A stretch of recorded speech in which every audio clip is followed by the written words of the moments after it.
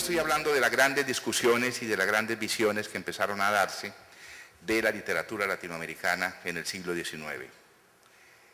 Si ustedes ven, aquí hay varios argentinos que deben conocer la novela de Mármol. Es una novela monumental en la cual se conspira contra la tiranía,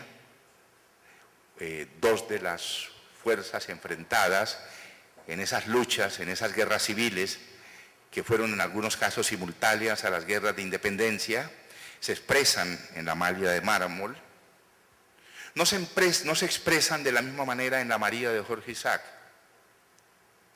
Esas fuerzas en conflicto se expresan, quizá un poco tardía, en la Cecilia Valdés de Cirilo Villaverde. Pero hay una cosa curiosa cuando nosotros vemos la historia de la literatura de estos tres países, de la Argentina, de Colombia o de Cuba, que en la historia de esas literaturas cada uno de los países reclama para sí la grandeza de haber escrito la mejor novela romántica de América. A ningún cubano se le puede convencer de lo contrario. Cecilia Valdés es la mejor novela romántica que se escribe en América en el siglo XIX.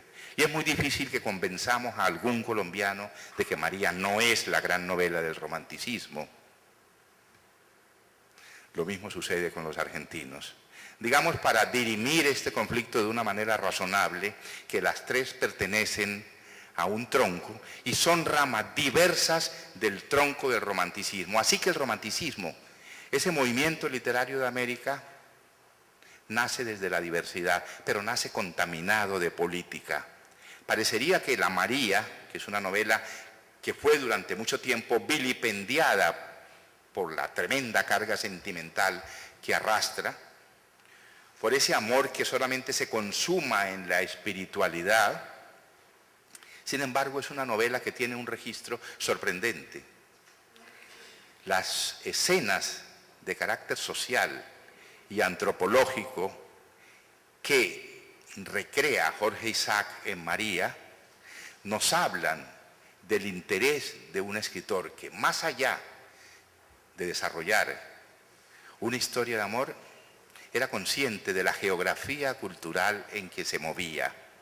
Por supuesto, Jorge Isaac pertenece, hacia mediados del siglo XIX, a una especie de oligarquía patriarcal. Son los señores de la tierra, de esa Colombia que todavía trata de definir su identidad republicana. Por supuesto que Jorge Isaac es un liberal que en ciertos momentos trata con cierto paternalismo al mundo de los esclavos que lo rodea en una hacienda del Valle del Cauca, pero ese mismo Jorge Isaac es un hombre que se convierte en vehículo de las ideas liberales que tratan de darle a la nueva República de Colombia un sello de modernidad que le frena la propuesta conservadora y clerical. Así que en ese sentido, el político Jorge Isaac es un político que podría emparentarse con el político José Mármol. Los ingredientes políticos de la novela romántica y de la poesía romántica de América nacen con una vocación social. Muchos años después, un gran crítico brasileño, Antonio Cándido, al hablar de las literaturas nacionales, nos va a hacer un registro que es casi una diferenciación. En América Latina no ha habido movimiento literario que se haya descontaminado del todo del ingrediente político. La literatura latinoamericana nace con una vocación política y social, y es precisamente esa vocación política y social la que la distingue de otras corrientes literarias. Los grandes movimientos sociales que apuntan hacia la construcción de repúblicas en América y que están detrás del romanticismo van a estar después, a fines del siglo XIX, cuando empieza a gestarse el primer gran movimiento literario propiamente americano. Me estoy refiriendo al modernismo. Ojo, hago la distinción. En el Brasil, el modernismo es lo que para nosotros los hispanoamericanos eran las vanguardias. El modernismo hispanoamericano empieza a fines del siglo XIX.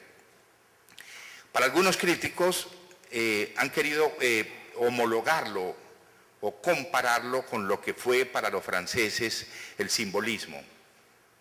Puede haber una cierta familiaridad en el imaginario de los grandes escritores modernistas de América, en Darío, pero lo que hay detrás de estos grandes escritores, lo que hay detrás de Darío, lo que hay detrás de Rubén Darío, lo que hay detrás de Martí, lo que hay detrás de Lugones, es una reinvención de una América que no quiere renunciar a su vocación local y regional, pero tampoco quiere renunciar a su carácter cosmopolita.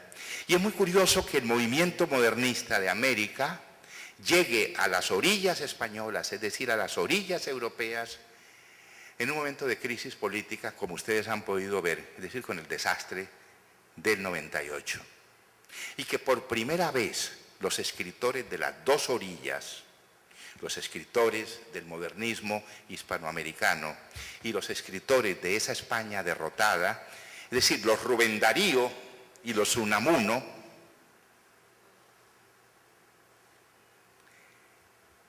acaben estableciendo un diálogo fructífero.